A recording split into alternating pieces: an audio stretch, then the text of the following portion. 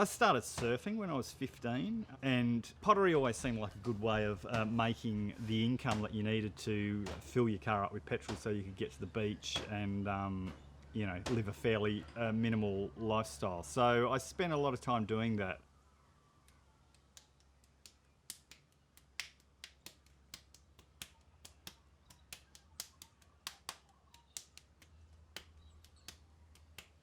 There was a guy called Bernard Leach, basically, that wrote a book in 1940 called The Potter's Book, and it hasn't been out of print since.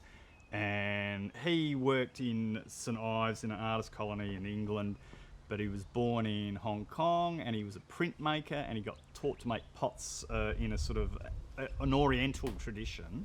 And he brought this idea to the West that you could, set up a studio and make pots and sell them and kind of make a living out of them. I kind of like that idea. I like that thing that you don't have to be part of mainstream society in a way, that you can kind of sort of forge your own little path.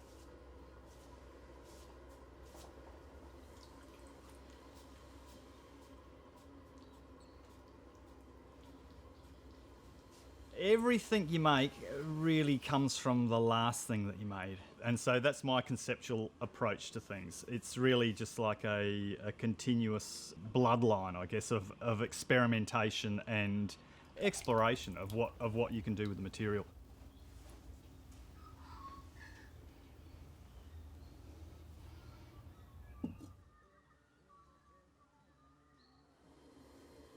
What ceramics does to people, I think, is it develops a philosophical approach to failure in people.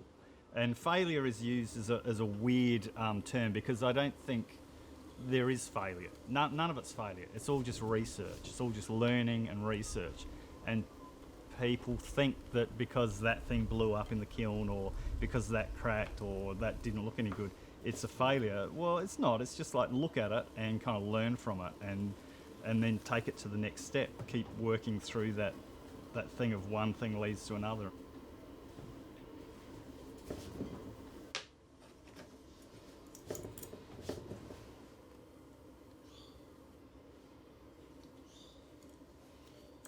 I think there'll always be a place for handmade objects in people's lives, because it kind of puts you in touch with an idea that we are all kind of ephemeral, and we're all part of a bigger thing, which is mainly like this planet, I guess, and that we're kind of linked to it in a way.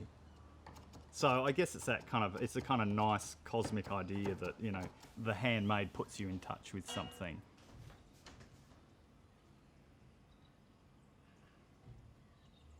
I'm blessed that I can, go up to my shed and just make whatever I want to. Weird things, yeah.